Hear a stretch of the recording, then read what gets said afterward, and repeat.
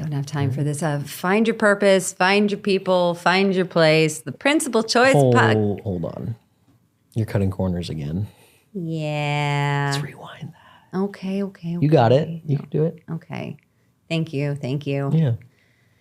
This episode, we are going to be talking about not cutting corners. Exactly. Not cutting corners. The best way to do that, holding yourself accountable and asking for help sometimes. Yeah. Now? Now. You got it. Join us on the Principal Choice podcast. Find your purpose, find your people, find your place.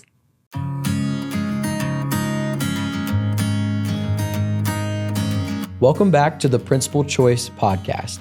Today, we are joined by Matt Thompson, and we're going to talk a little bit about cutting corners and how you can make your work for you instead of working for it. Welcome to the Principal Choice podcast.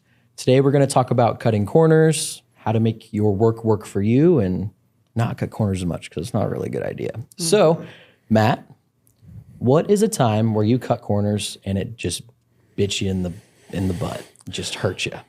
You know, it's kind of tough to think of one time to I guess narrow it down to a category.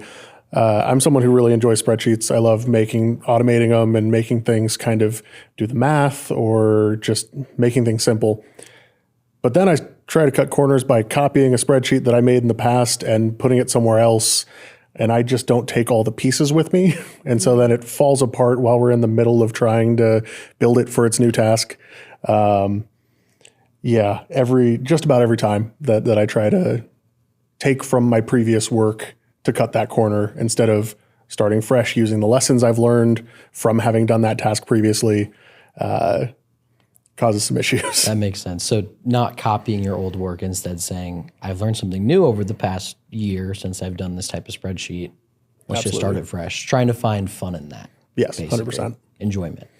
Yeah. And you know, when you go about it that route, then you can build on top of it, right? Learn another thing, make it better, improve, as opposed to just copying what you knew then. Mm-hmm.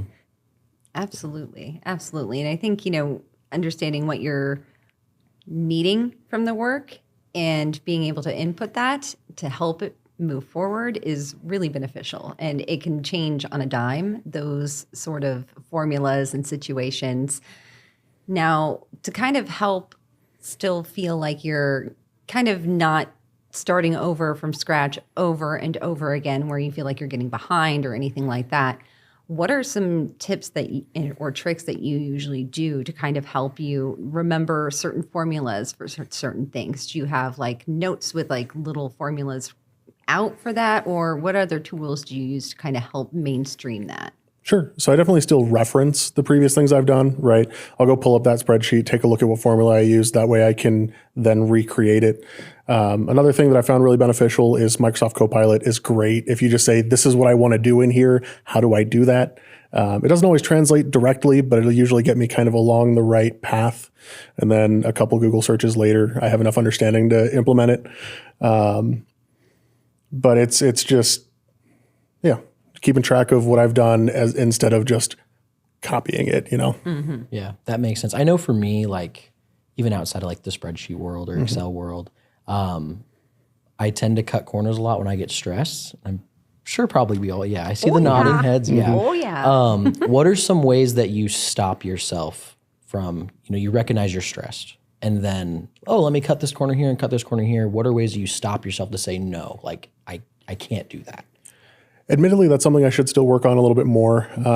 Currently, something I tend to do is I will cut the corner. However, I will make sure that everybody involved understands this is a cut corner. This is not a new rule, right? This is not how things should be done, but we're in a time crunch or, something urgent is happening. So, hold me accountable, follow up with me after we've gotten through this one situation that's stressing us out. Let's figure out what we should do next time, because one-offs are usually not one-offs, right? They'll happen again. It might be tomorrow, it might be a year from now, but you got to make sure you're taking that lesson as well so that you can improve for the next go around. That makes sense. And I like how you mentioned using accountability because, you say, I'm going to write this note here and say, don't cut this corner next time. And sure enough, 4 months down the line, you go, Yeah. Versus when someone else is like, Matt, stop. You said last time this was the last time, this is not happening again. So, And I'm blessed that that's been my experience so far. Is generally when I'm telling people, hey, let's not do this next time, people will then tell me the next time, you said we shouldn't do this. And then I go, oh, you're right. That did not work out as well as it could have. Let's come up with a better plan this time. that's fair. Absolutely. And I think that's a big key takeaway too. Everybody gets stressed. There's always going to be those crunching deadlines. And sometimes you can't help but cut corners or take advantage of something that you've already used to implement it for something there. But I think it's really important what you mentioned too, is not only the accountability, but the transparency, saying, hey, I know that this is not my grade A work. This is not, please don't refer to this if you're going to look at my whole thing. Please look at the story of it. But it really does help kind of put that trust and that ease, and it really kind of fosters the camaraderie of that teamwork and putting it together there. When did you realize that certain tools like Copilot and other things like that helped you when trying to be efficient in your work without cutting those corners? Yeah, this is going to sound funny, but I actually got most involved in Copilot in my personal life. I had gotten, I'm a big projects guy. I like getting a task and then finding a way to complete it well. And so I actually just got married back in October, and Copilot was such a help for helping me, plan timelines and then break tasks down into individual things. It helped me. This is going to sound silly. I also took a couple months of a project management course, and one of the examples they used in that project management course was weddings, because it is just there's so many little tasks. You got to break it down, do all the planning. And so I felt like that experience kind of taught me a lot of lessons as far as how this stuff should go. And I've implemented a lot of that as well. Also, I apologize. I might have wandered away from the question. No, you're good. I feel like we definitely got it there. And Yeah. okay. Bringing in that like personal experience too. Congratulations, first off. Yes. Thank you. Congrats. But that makes sense with the weddings, because Yeah. that's, I wish the I one had thing it. I'm like, oh my gosh, like when that happens, it's going to be stressful. And there's a lot of things that go into it. It's kind of, in a weird way, kind of like starting a business. You know what I mean? We had this come up on one of the episodes with Dan and Amy where it was like, your partnership's kind of like a marriage. But, flip side of that too, it's, you have to make sure the wedding is a success, not only at the wedding, but also after. Yeah. If you go around and you buy paper plates at your wedding, you're probably not going to, the bride's probably not going to be too happy. Let's just say that. But using things in your personal life is a really good idea too, because cutting corners doesn't just happen at work. It happens also in your personal life. And it's a lot harder, I feel like, to have that accountability there, even if you have a partner or a parent or a friend or someone that you trust. So what are ways that you've held yourself accountable in your personal life by not holding yourself from cutting those corners? So I spend a good bit of time kind of reviewing the shortcomings, right? If I cut a corner, something falls apart, I really break down and examine what went wrong there. Now, some have said I'm a little too hard on myself. That's a conversation for another podcast. But I think it's important. There's a phrase that I used a lot with one of my previous teams, that nothing is a failure as long as you take the lesson from it, right? As long as you are growing and learning and evolving, that it's not a failure. It's just a lesson, right? And so I think it's important when we do have those instances to take the time to examine what happened there. I think that's really great to make sure that you can see what's wrong and then get that lesson from it. And I think that what you said was 100% true. Failure is only a failure if you're not taking anything away from it, because then you're just going to keep repeating those same mistakes instead of learning and growing and adapting to them. I think that's a really important thing to remember when kind of being in these situations, for sure. And I know that can, when you start holding yourself accountable and you're not cutting corners, you can kind of streamline your work a little bit more. You can kind of get into a better flow. You can feel like you're not as stressed because you're not letting things kind of just fall by the wayside half doing it instead of, fully doing it. What are some ways that you kind of try to set up your area for success? Is it keeping it organized or setting up your screens a certain way? What are some things that you like to do there? So depends on whether you're talking about my physical desktop or my computer desktop. My physical desktop is a mess, but I know exactly where every little thing is. I'm ADHD. I get it. Exactly. I know it. My messy brain knows where that mess belongs. We cleaned our place, and I actually had my desk fully clear before the wedding in case we had anyone over. And then I had to buy a new set of nail clippers afterwards because they weren't in the spot underneath the pile of letters that I knew them to be, and so they were just gone, right? But I mean, as far as like a workstation, I've always held that the best thing you can do for yourself is find a setup on your screen that works for you, and then don't change it. Because there's a lot to be said for muscle memory, right? I need to do this thing. I know exactly where that's found. Click on it, move on with your day, right? Now, of course, that kind of depends on how your brain works. Everybody has their own setup. I've given a lot of suggestions in the past when I was working with folks and trying to help them find some efficiency. But at the end of the day, it's a personal taste thing. My big thing is just consistency is what's going to keep you going. 100%. You've been a processor. Mm-hmm. You've been a lead, you've been a manager, so you have lots of that leadership experience. Finding those ways to have yourself not cut corners might be a little bit easier at the end of the day than maybe other people that you work with or have to mentor or manage or lead. What are some things that you've done or thought about or kept on the forefront when you've gone into conversations with others about them cutting corners and getting the best work put on the table from them? Yeah. Personally, I think it's helpful, especially from a leadership standpoint, to acknowledge my own shortcomings, my own failures. You never want to be approaching someone with the kind of guise that you are perfect, you are all knowing, you can, solve their issues for them. We're all people, right? And so I think that transparency aspect really helps. Accountability is a two-way street, right? I want to know what you guys expect from me. I want you to call me out when I'm not living up to that, because there's going to be times that I'm not doing things I should be doing. And so in those one-on-one situations, when people maybe have messed something up or just done something they shouldn't have, I like to acknowledge, hey, I see where your mind is at. This is very similar to something I've done. This is the lesson that I took from my instance. This is a lesson that I would recommend you take from this one. We good? Cool. Let's move forward. Yeah, keeping it simple, but no one ever wants to be talked to like this person knows better than me, or, oh, I know everything, you should listen. It's, hey, I messed up too. Actually, I did the same thing 2 years ago. So here's some tips from that. And some people need that, some people don't. But understanding how you can actually connect with them to get the best work out of them so they can feel fulfilled at the end of the day. It's not about, oh, you got a 99%. It's, no, did you feel more fulfilled? So, yeah.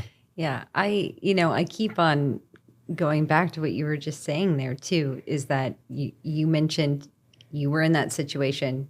This is how I got through it, and this is what you recommend. And I think that that's a really very subtle but brilliant way of kind of helping out the issue, because you're recommending. You're not saying this is how you succeed, this is how you do it. You can recommend it, and therefore, that relatability. I've been there. I've seen that. This is what helped me. I want to help you. If you're wanting a tool, this could be the tool to help. And I really like the idea of recommending instead of saying, well, this is what I did. I would do this. It's like, okay, that's great. I like the fact that you actually mentioned recommending. Like, I would recommend doing this. I know that sounds crazy, and I said recommend like 15 times there, but it's so important in the way we communicate with each other and our associates and the people around us. And I think that is just a really great way of alleviating any tension that could happen from having those kinds of conversations while still being proactive and supportive for them as well. Yeah. And one of my favorite things is when I'm giving those recommendations and people with respect push back, right? Like I love the amount of comfort that shows that they're willing to hear my recommendation and then say, here's why I don't think that's good for me. And then we can kind of talk through what maybe would work better for them. I really want people to be comfortable telling me, I'm glad that worked for you, but that's not going to work for me. What do I do? Like, fair point. Let's find it. Absolutely. 100%. When you've had those conversations, they've had that pushback. Has there been like a challenging moment where there was like a lot of pushback? And how did you handle it? I think the most important thing when getting that aggressive pushback is always just remain calm, right? Generally, when people are upset about feedback, they're not upset at you. They're upset at maybe they perceived themselves to be in a good spot, and now they're finding out that they're not. And so there's some inward reflection of, have I really been doing this incorrectly? What does that say about me? And so then humans, just people, right, tend to lash out or project. And I'm not saying that's all the time. Sometimes I'm just straight up wrong and people should push back, right? But, I think it's acknowledging that there's other stuff going on and not letting yourself get dragged into it. So without getting into too many specifics, I had an instance where a call had not gone the way that it should have. I gave the feedback on what had happened, and I was told that I was just objectively wrong. There was no way that what I was saying was accurate. And so we stopped and we listened to the call together, right? And what they found was that I noticed that they were kind of leaning towards maybe I wasn't complete, or maybe they weren't completely correct in their actions. But they weren't really willing to give me okay, fine, you're right. And so I said, okay, hey, I'll take a little progress. And then, as painstaking as it was, and I still feel a little bad that I had to do it, but we went point by point for, kind of the message I was trying to get across. And I said, this right here, do you understand how this could be seen this way, right? Because it was a communication issue. And so we were talking that through. And when we really broke it down and went to the brass tacks, they started to understand. And some changes, thankfully, were kind of made after that. Yeah, I think adaptability comes along with that as well. Being able to say, all right, if this isn't the best way to do this, how can we turn on that dime to work for you to understand where I'm coming from, so I can understand where you're coming from, and we can find that commonality and that common road, if you will. So yeah, those are always tricky, especially because I know it's always hard to hear that kind of feedback from someone that you perceive in an authoritative figure, like in that instance, like, oh, you're my manager. That just means you must be picking on me, or this, that, and the other. Because I know we've probably all collectively have had managers that have done that to us, and if not managers, teachers, outside the slew of it all, if I will, if I say so. So I think it really says a lot to be able to come back and, still keep that composure and let them know that you're still on their side during those tricky times, especially when you're like, hey, this was a communication issue. Let's see what we can do so we can communicate better. Hey, we're cutting corners on this. Let's see a better way where we can figure out a solution that maybe won't take as long, that you can still get this done where it won't be an added stress to your day. I think that's really, really, really important there, for sure. For sure. For anyone who's in an associate role or a lead role, and they're kind of finally having that realization of like, wow, I'm cutting corners a lot. This is why I'm getting lower scores, or this is why this is happening. What would be like the biggest recommendation that you would give them to kind of turn the corner? I'd say reach out for help. There's a phrase that comes to mind for me a lot, and I don't really use it the same way most people do.